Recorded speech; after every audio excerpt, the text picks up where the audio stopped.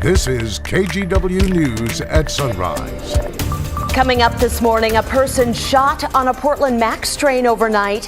What witnesses say led up to the gunfire. It's the best country on the planet right now. These people united the whole planet. Oregonians with family in Ukraine rally for the end of Russia's invasion. You're going to hear from that man who is so grateful for the support of his community. This morning, we're also getting ready for the 2022 Paralympic Games, which begin tonight in Beijing. We're going to hear from a Portland native who's looking to strike gold again. Rico Roman coming up here on the show in 10 minutes. He has such a big smile, but he is a fierce competitor. Looking forward to that conversation. Good morning, everyone, and happy Friday. We've made it to the end of the work week. Rod, I'm still hoping you've got a dry weekend for us. Yes! I had to think I couldn't remember what I said. All right, here we go. We have scattered showers out there this morning. There's a low offshore, but that's going to be dropping away from us during the day, and the rain chance will end tonight. We're at 43 in the city currently. To the bus stop we go. Like yesterday, expecting a mix of sun and scattered showers. Temperatures 48 at noon, 51 degrees at noon. And to say it one more time, the weekend will be dry.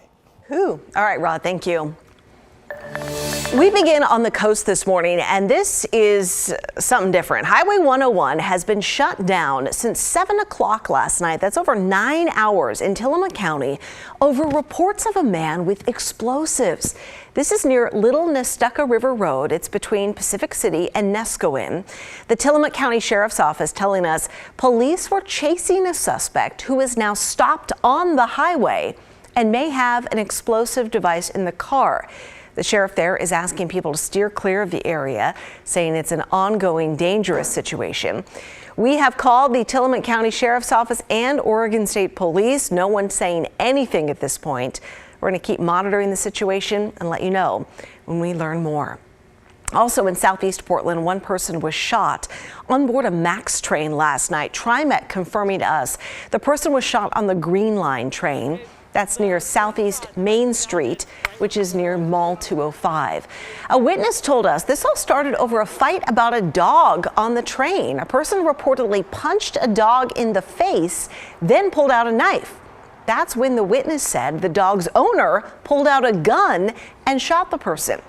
The victim was taken to the hospital. We don't know their condition this morning. So far, police not confirming anything, including whether anyone has been arrested. Green Line service was, of course, interrupted during the investigation, but it is back up and running this morning. Let's get to the latest on the war in Ukraine now. Here's the top headline this morning. Officials say a fire at Europe's largest nuclear power plant is now out. That fire happened after Russian forces attacked the plant and took control of it. We learned overnight that 3 Ukrainian military members were killed in the attack and 2 others were hurt. The White House, meanwhile, says there's no indication of elevated levels of radiation after the attack, but President Biden's administration still activated the Nuclear Incident Response Team as a precaution. President Biden also spoke last night with Ukrainian President Zelensky. Zelensky says what he really wants right now is a meeting with Russia's president. I think I have to talk with Putin. The world has to talk with Putin because there are no other ways to stop this war. As Russian attacks continue, nearly 4 million Ukrainians are expected to flee their country. Negotiators have agreed to open up humanitarian corridors in an effort to help evacuate those people. Meanwhile, in downtown Portland last night, a large group gathered to show their support for Ukraine. Many have family members who are trying to survive the Russian attacks. And some people who are from Russia are now pledging to support Ukraine. Catherine Cook has the story. Цивільне населення і дітей. Yellow and blue. Under a rainbow of hope. Dozens of people gathered at Salmon Street Springs Thursday. They lifted up Ukraine in prayer and stood with its people who call Portland home. I'm from Ukraine. People like Sasha Garkovenko. It's the best country on the planet right now. These people united the whole planet. Thank you, everybody, for coming. This is great to see all of you. That is why. Sasha came to the U.S. 11 years ago. All of his friends and family are still in Ukraine. I just got a message from my mom that they're okay and they're hiding. It's a great place. in the village. Everybody's scared to death. Panic is there, but people hug each other, people support each other, and staying on the positions and not going back. Among the signs, there are sunflowers, battle cries, and unwavering pride. Pavel Gubanikin drove up from Eugene to be here. He moved to the U.S. in 1995 from Russia. I'm also a former officer in the Russian military, a lieutenant in the Russian rocket forces and artillery, and just wanted to get the message out to people that so many Russians are against the war and so many brave people are protesting and getting thrown in jails. And Pavel says other former Russian military officers are enlisting in the Ukraine Foreign Legion. Angry, he says, that Russia is committing war crimes in their name. All of it, from those who sacrifice overseas to those who simply hug when they see him, means so much to Sasha. That warms my soul and helps me to deal with everything I feel. Many here say the greatest weapon in this war isn't guns, it isn't rockets, it's information, specifically the truth. They're asking people to share the truth online from reputable sources on the ground in Ukraine, because right now lies are killing people. In Southwest Portland, Catherine Cook, KGW News. Now to some of the other headlines we're following this morning. We're hearing from the family of a Vancouver man shot and killed in the Lloyd district last weekend. Police found Jacob Dreyer dead in a parking garage near Northeast 2nd and Holiday Saturday afternoon. Investigators haven't told us anything else about how Dreyer died. His niece Savannah says she remembers her uncle as an avid snowboarder who loved cars. He was a normal dude and was passionate about life and didn't deserve this, and I don't want more people to be subject to some weird incident like this. So we need to figure out how to bring change.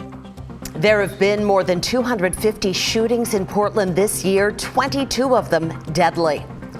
Police have arrested a man in connection with a quadruple homicide in Southeast Portland last year. Jeremy Lenore was arrested in Texas on Wednesday.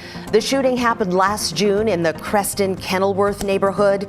Investigators say 3 men flew in from Texas to buy marijuana, but the deal went bad and a gunfight broke out at a house on Boise Street. 4 men inside were shot and killed, and Lenore took off. Portland police say he'll be brought back to Oregon to face charges. Now to the biggest fentanyl bust in Oregon history. Would you look at this? The feds and local law enforcement seized 150,000 pills and 20 pounds of the drug. It had an estimated street value of $4 million.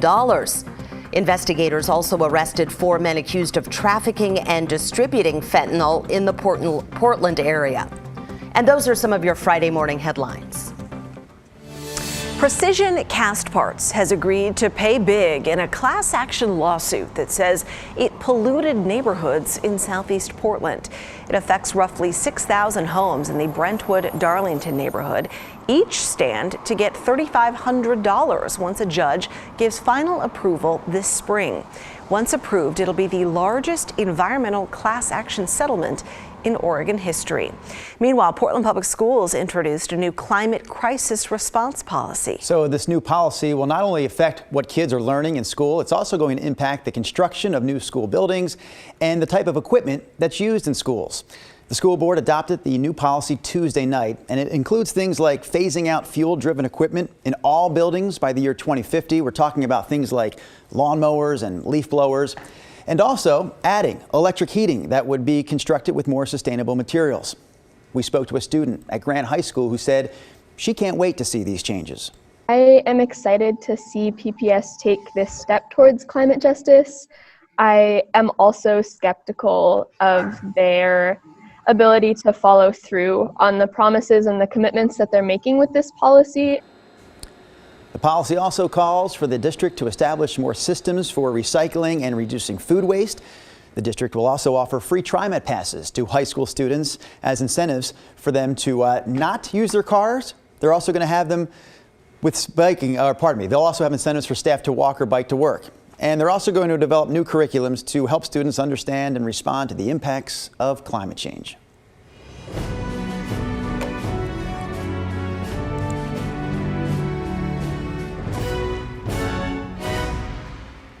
Well, the 2022 Winter Paralympics start tonight in Beijing, and Portland native Rico Roman is trying to win another gold medal for Team USA sled hockey. He is an incredibly fit athlete, but he has a little weakness for a certain donut shop with famous pink boxes. You certainly look like a winter athlete in that outfit. Right? I asked them if they wanted me to change, but they're like, no, you look great just like that. Come on in. So I was like, here we are. I'm Rico Roman. I'm from Portland, Oregon, and I play Paralympic sled hockey. Team USA gets it done! The three-peat complete Paralympic gold again! Treats? I'm a big donut guy, and it's gotta be a voodoo donut, Memphis Mafia. Like, that is my weakness. And if I drive by there, I'll try to drive fast, because if I'll try to go and get one, and it never fails. Like, I was with my brother, he's like, let's just share one. We'll just share one. I was like, okay, we'll get one. We go in there, and he's coming out with a bucket of donuts. I'm like, we don't need all those donuts. What are we gonna do with all that? That's my weakness. My favorite thing about the cold, I just got into cross-country skiing. It is hard, but it is fun. Like, being in the mountains, seeing all the trees, just out there getting a great workout. What inspired me to start cross-country skiing was doing something different. It's the same motion as sled hockey, and it's a great workout. The tough part is I can't just go to a store and buy a sled to do adaptive skiing. So I had to buy a custom-made cross-country ski. Don't even know if I want to do this or not. But I was like, I'm gonna buy it, we're gonna do it. And me and the wife went and did it, and it was really cool. His laugh is so infectious. Totally. I love him. He's such a great guy. Roman and Team USA will face Canada tonight in a preliminary game at 9 o'clock. You can watch it on the USA Network. I interviewed him a couple years ago, and he is so smiley, but he's called the enforcer. He said, one time I was out on the ice, tried to do something fancy, and my coaches said, stop that. I want you to brutalize them. Jeez. He calls it ugly hockey. Jeez. So watch out tonight. Yeah. The NHL used to call those players goons. I don't think I want to describe Rico Roman as a goon, though. I think he'd own that for sure. I love him. All right, we'll have more of that interview coming up a little later. All right, we've been talking winter sports, and if anyone's looking to go skiing this weekend, would be a good weekend for it, Rod? It'll be dry Decent? up there Dry, both days, okay. and they'll get some sunshine. We haven't really added any fresh snow of note to all the rain that we had earlier in the week, so conditions, I guess, are going to depend on how good the grooming is up there. Here's the forecast, or not the forecast, but the satellite and radar. Today we're tracking this upper level low. See the spinning right here? This is dropping down to the south. It is throwing showers inland, and it will be another day with flurries to maybe an inch or so of snow up in the Cascades. Interestingly enough, just an inch up there yesterday was enough that Highway 26 at Government Camp looks a little icy this morning, so FYI on that. Scattered showers in Salem right now, and around Portland. Here's Futurecast at noon today. Scattered showers around, some sun breaks. But remember that low offshore? It's going to be dropping to the south, so watch this. I'll play this into early evening. Whoop, there they go. The showers drop down to our south and end. If that's correct, we will quickly see dry weather develop for your early evening plans on this Friday. Numbers right now holding at 40 or better from Eugene up into Kelso, where it's 42. Astoria is the same. 28 degrees over in John Day this morning. The forecast numbers for the beach today. If anything, you'll see more showers, and certainly showers lasting longer today down around Newport than you will up in Astoria. Northwest winds 5 to 20 miles per hour. Had some pretty good downpours at the coast yesterday. I was driving through Seaside and just got hammered with a heavy shower. Salem 49 today. Corvallis 47. Again, more active showers longer in the day the farther south that you find yourself on our Friday. All right, the weekend completely dry. We'll get into some frosty spots the next couple of nights with some fog, otherwise sunshine and daytime highs in the 50s. We'll be back on a Friday morning in just a moment.